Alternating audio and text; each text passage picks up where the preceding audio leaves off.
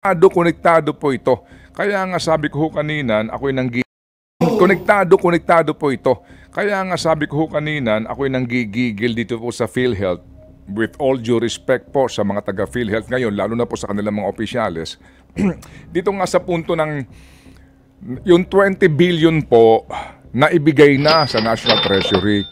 At ang sinasabi nga daw po ni Secretary Ralph Recto, gagamitin sa mga unprogrammed funds, unprogrammed projects.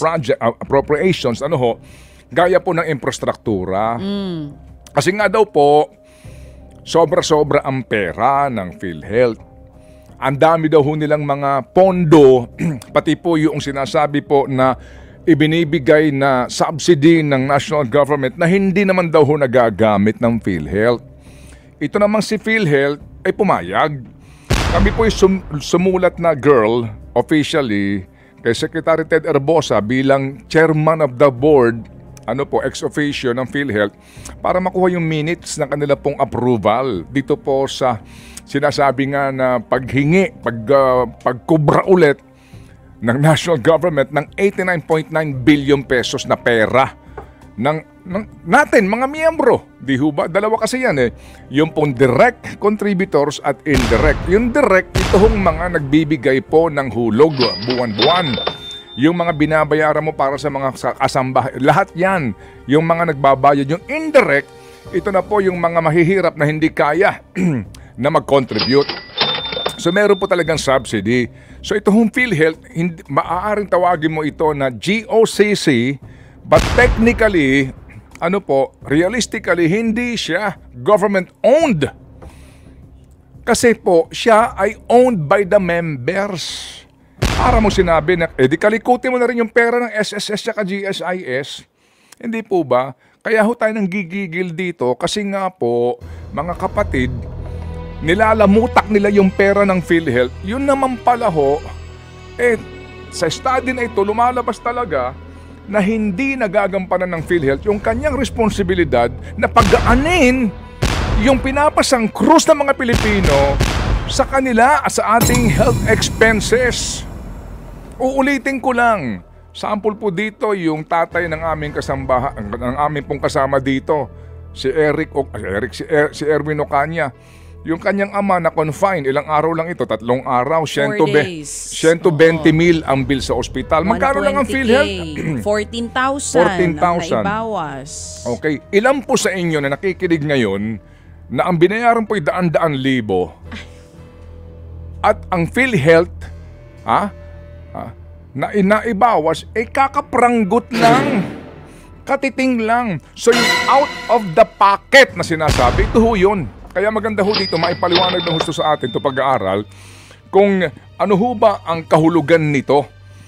Sa pag-aaral mga kapatid, doon po sa 2022 health expenditure ng mga Pilipino, meaning ang ating ginastos para sa ating kalusugan, 1.12 trillion pesos.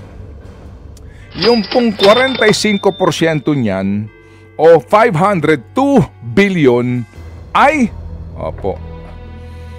out of the pocket ng mga Pilipino. Hindi natugunan ng ating health insurance. Yung pong lumalabas dito na kumbaga share ng ilang pong mga taga-gobyerno, DOH for example, ay 21%. 10% mga kapatid, yung pong mga local government. Ano ho ba ito?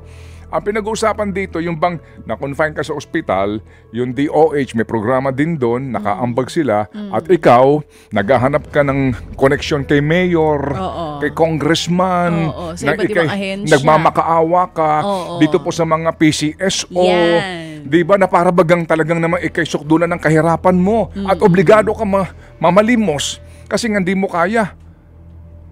So ang kalakihan po sa bill mo, ikaw na naghahanap ng uutangan, hihingi ang politiko, makikiusap, pipila ng madaling araw, visit kayo.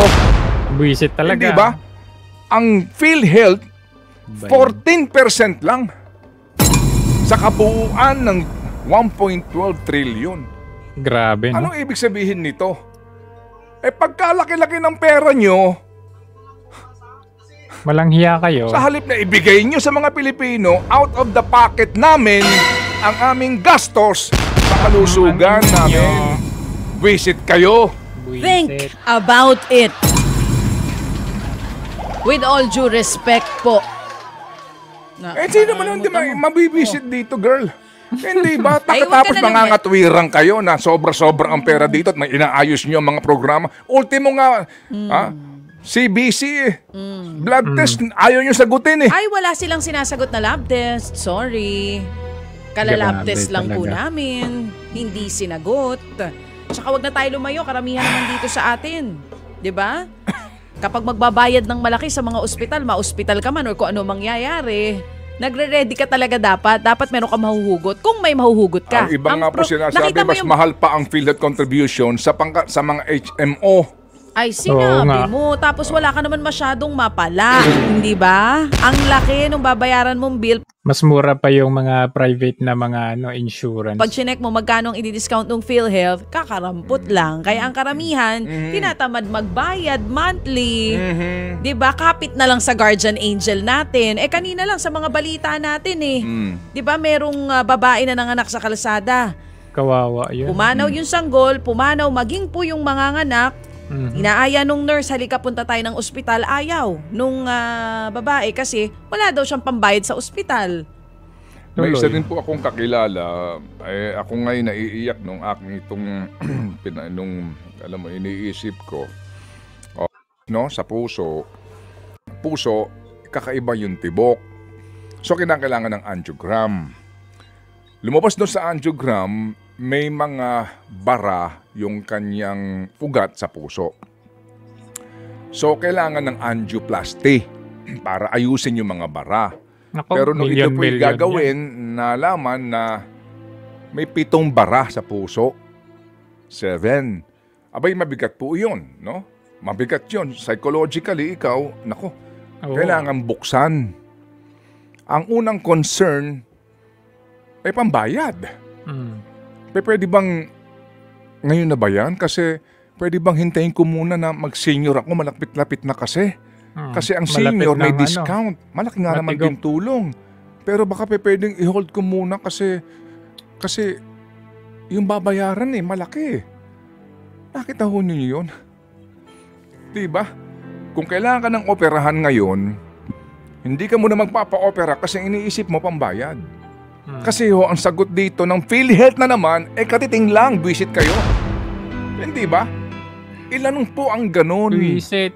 na hindi makapagpagamot kasi nga ang unang problema pera. Si DJ Richard, yun din ang sinasabi sa akin.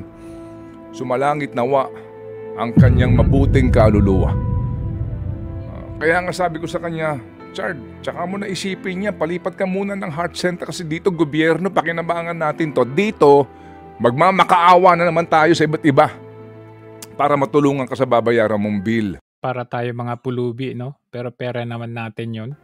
Hindi ba? Yun din sinasabi niya. Kasi sabi niya, my friend, ang hinihingi sa akin dito, ganito kalaking milyon. Sa Naka. kanyang aorta na barado. Di ba? Isip, at saka, alam mo, my friend, ayokong, pag namatay ako, may utang pa pamilya ko eh. Wow! Kapag nakarinig ka ng ganun, di ba? Na hindi na bali ito, pero ayokong, pag namatay ako, may utang pa pamilya ko. Napapamura ka talaga. Visit kayo sa PhilHealth, Buisit! di ba? Kaya sa akin dito, mga kapatid, magkaisa po tayo dito. Meron nga yung pending case sa Supreme Court, pinapagpapaliwanag na ho sila ngayon ng Supreme Court. Sana po dito, mag-rule na ang Supreme Court kaagad. Hindi tama ito, mali ito. Pera ng mga miyembro to. Hindi ito para sa mga tren, sa mga kalsada, tulay, hindi. PhilHealth. Health, hindi PhilTrain. Hindi PhilBridge. Hindi PhilRoad. O PhilPocket ninyo. Nakalimutan mo yung Phil covered cord.